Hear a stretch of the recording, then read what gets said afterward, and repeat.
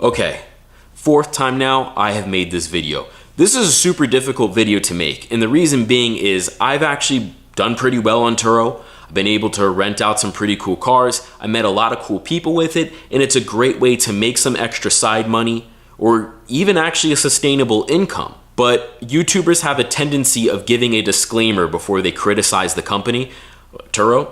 They'll say, you know, I stand by Turo. I think Turo is a great company, but I had this problem. Now, I understand why people do that. Turo generates, whether it's side money for you or full income, it's part of your livelihood. And I don't blame people for not wanting to jeopardize Turo, looking on that, being vindictive, lowering your search results, or even kicking you off the platform.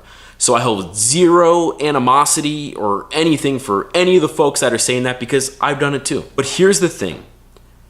Turo isn't a good company, they're the only company.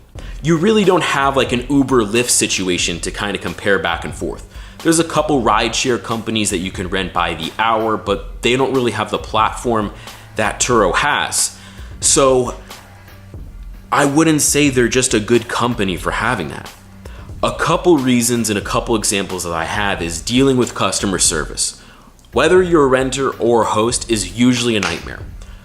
If you need to call them, you need to plan at least 30 minutes to well over an hour. God forbid you call for a claim.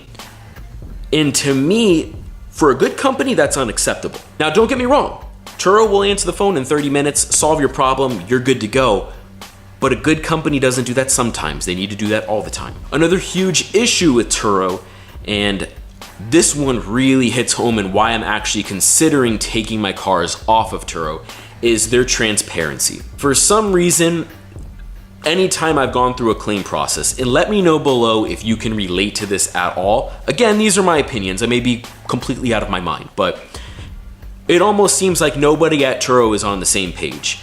Everybody tells you to go to a different place to file a claim, what you should say, what you shouldn't say, and I feel like there needs to be a certain guideline when we're talking about thousands and thousands of dollars on your personal property that you rent on their platform. There needs to be something behind it that everybody's on the same page. Another thing like that too that I've recently uncovered that really kicked my potato was the transparency with driver's licenses. I've had a couple instances where I've had renters come with an either expired driver's license or no driver's license. So as Turo regulation goes, you don't have to give them the car at that point. You could keep all the savings, and you don't want somebody who doesn't have a license driving your car, obviously. Now, in these circumstances where they were expired, I called Turo and said, hey, this guy or gal has a expired driver's license. What's going on here? How did you guys verify that they have a valid driver's license and they're good to rent people's property? They say it's proprietary. They will not tell you their process on how they can see a valid driver's license. That's a huge red flag. So I'm using my property on your platform to generate income with, and in return, you get a percentage of that income. At this point, I don't really see it as a client relationship. It's now become almost a partnership. So I think Turo needs to be very transparent there. Now, I heard of a hypothetical situation from a friend of a friend's cousin's nephew's sister that to test this, they called Turo, gave a fake or possibly inaccurate driver's license number, and Turo approved them to drive.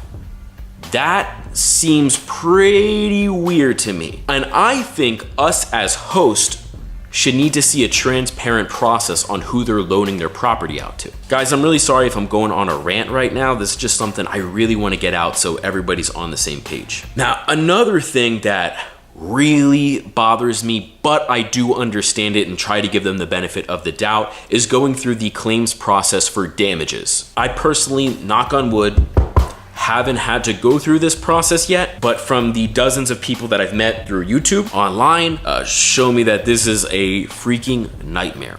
Of course, by all means, you don't want to get your personal insurance involved, but Turo definitely has a way of tiptoeing around what they're gonna cover and what they're not gonna cover. Now, again, I really can't beat Turo up too much for this because they go through a separate insurance company through Liberty Mutual, so it's not like Turo Insurance. So I know insurance companies are a pain in the ass. But The claims that Turo needs to take full responsibility for and stand behind their host as partners is personal claims that we have in our guidelines and rules. So for example, if you smoke crack in my car and you leave your crack pipe in, I don't know what crack looks like. If you leave that in my car, I should be able to fine you whatever my guideline says for smoking drugs in the car, whether it's marijuana or crack. $250. I shouldn't have to call Turo, wait on hold for 3 hours, file a formal damage complaint, somehow document the smell in the car, get a written admission of guilt from the renter. I feel like if you're abusing it as a host, people will see it and shame on you. But for the hosts that are using this for honest integrity business, you shouldn't even need to go through a claim process. Those are my rules on my car. The same thing goes for your cleaning fee, goes for smoking cigarettes in the car, really whatever your rules are. The recent one I want to bring up with this was tampering with a GPS. In my Mercedes, I have an OBDI GPS. It tells me live everything from the gas to the radio station they're on, speed, location, all of that. My renter was going up to 110 miles per hour, driving like complete doo-doo. So I messaged them very politely and I said, hey, listen, you're going pretty quick over there and I need you to slow it down. I'm not trying to be a babysitter or anything, but when you're doubling the speed limit in my state, they can impound your car. They replied, okay. Next thing I know, the OBDI is disconnected. If you don't know what an OBDI is, under your steering column, all the way at the back, you can put in a little plug thing and it tells you all the information. It doesn't fall out. She took it out because I saw where she was and how fast she was going. And they never installed it back in the car. So in my guidelines, I say very clear, tampering with GPS will result in a $250 fine. Those are my guidelines, not just Turo's. And I feel like Turo should stand behind that as long as, again, you're not abusing it. Anyway, guys, that's pretty much my rant. I'm really sorry if you're a huge advocate of Turo. I'm pretty sure I'm gonna be taking my cars off relatively soon. Not just because of all this, but they've even now lowered the standard commission from 75% to 70%. So they're taking an extra 5%. And as the company grows, they're not able to maintain the staff to handle the growth of the company.